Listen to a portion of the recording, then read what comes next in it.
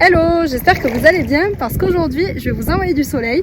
Je suis sur l'île des Pins, une île au sud de la Nouvelle-Calédonie avec des paysages magnifiques. Donc je vais vous montrer ça tout de suite dans cette vidéo. Allez, c'est parti, on y va. Pour mon départ, je pars avec Air Calédonie. Ce jour-là, les billets sont à 14 000 francs l'aller-retour, mais il est possible de trouver des billets moins chers en fonction des tarifs proposés, du temps de réservation à l'avance, et certains jeudis, Air Calédonie propose une promotion sur une destination. Il suffit de tomber sur la bonne ou de ne pas être bloqué par une destination précise. Moi, j'arrive à l'île des Pins, il fait déjà nuit, donc je découvrirai le paysage demain. Un des habitants de l'île me prend à l'aéroport et me dépose à la baie de Kuto, où je pars rejoindre mon hôtel pour la nuit, c'est le Kubuni. Ici, la chambre est proposée à 24 000 francs la nuit. Mais là aussi, des tarifs promotionnels sont souvent proposés, notamment dans des packages, week-ends ou événements spéciaux. Je me réveille tôt car ce matin, l'agence d'excursion Neotomo vient me chercher à 7h pour la journée pirogue. Je pars prendre mon petit déjeuner et rien de mieux que de se réveiller autour d'une bonne assiette avec une vue sur la mer. Le Kubuni est un hôtel, mais aussi un restaurant qui est le seul sur la baie de Kuto, donc nul besoin d'être à l'hôtel pour venir y déguster un bon plat. Et ils font d'ailleurs les traditionnels escargots farcis de l'île des Pins. Je vous conseille de tester. Il est 7h, Alison est là. Là, la pirogue, ça part d'où? De Saint-Joseph. D'accord. Et hier, quand je suis passée, on les voit pas, les maisons? Oui, en fait, les habitations, ils sont plus... Dans les terres? Dans les terres, oui. Ok, d'accord. Là, il y en a quelques-uns ici. Ouais. Comme la baie de Kuto, elle fait partie de la tribu de Comagna. Ok. Et du coup, il y a déjà des habitants ici. Nous arrivons donc à la baie de Saint-Joseph, où le départ des pirogues a lieu. Sur l'île, ce sont les habitants de la tribu de Vao qui effectuent ces traversées. Et aujourd'hui, c'est Bernard qui nous accompagne pour notre excursion pirogue. Il prépare la voile et nous partons le rejoindre.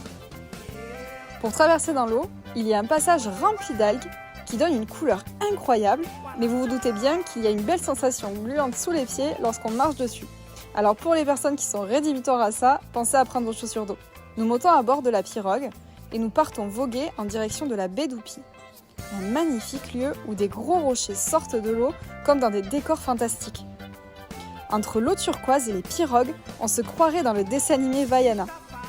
Bernard m'explique l'art de confectionner sa pirogue et me fait part des techniques de sa tribu qui a perpétué la traditionnelle construction des pirogues et le savoir-faire de leurs ancêtres.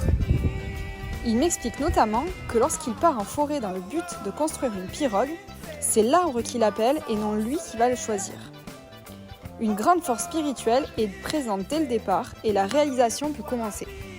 Chaque navigateur a donc sa propre pirogue qu'il a construite. On utilise le pain colonnaire ou bien le couille. Donc ça c'est pain colonnaire? Tout ce qui est, voilà. Tout ce qui est bas là.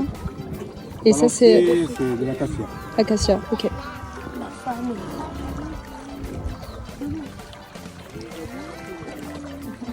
Nous traversons ces étendues de bleu magiques. Et c'est déjà l'heure de se quitter. Le voyage aura duré environ 1 heure. Bernard nous débarque au bord d'une plage et nous nous enfonçons dans la forêt en suivant un sentier. Celui-ci nous guide vers la baie d'Oro, plus exactement à la piscine naturelle. Sur le parcours, un remarquable banyan s'impose à notre gauche. Nous traversons aussi une cocoterie et nous arrivons sur une rivière d'eau. C'est le point de départ pour les visiteurs arrivant avec leur voiture. Nous traversons cette rivière et continuons notre chemin en suivant l'eau. Le paysage est déjà incroyable ici. On croise un oiseau et les pins colonnaires autour du passage de l'eau donnent une allure de carte postale. Nous marchons au total environ 45 minutes et nous arrivons à la fameuse piscine naturelle. C'est juste waouh! Il n'y a aucun mot pour décrire la limpidité de l'eau, les dégradés de bleu et ce bassin d'eau turquoise taillé dans le corail est à couper le souffle. Entouré par des pins majestueux, des roches et du sable blanc, on se croirait au paradis. Ce sont d'ailleurs les rochers qui ferment le bassin et où les vagues de l'océan viennent s'écraser. Il y a peu de profondeur, donc c'est un lieu parfait pour le snorkeling. Et c'est le moment d'observer la vie sous-marine, aller au plus près des poissons, coraux et coquillages multicolores, et pourquoi pas faire une petite sieste sur le sable juste après. Si vous voulez visiter ce lieu sans qu'il y ait beaucoup de monde et que vous ne faites pas partie d'une excursion, privilégiez de venir très tôt le matin ou après 15h. La piscine naturelle est un lieu sacré pour les habitants de Cunier. D'ailleurs, le nom Oro signifie cœur. Il est bientôt 15h et Alison vient nous récupérer pour nous ramener à nos hébergements respectifs. Je pars d'ici avec des étoiles plein les yeux Une excellente journée que je termine par un coucher de soleil sur la baie de Kanumera. Mais avant, je pars récupérer mes affaires à l'hôtel Kubuni, car ce soir je ne dors pas ici. D'ailleurs, Kubuni signifie sous le buni, et les bunis, ce sont les arbres qui s'étalent avec leurs branches et se trouvent à l'entrée de l'hôtel.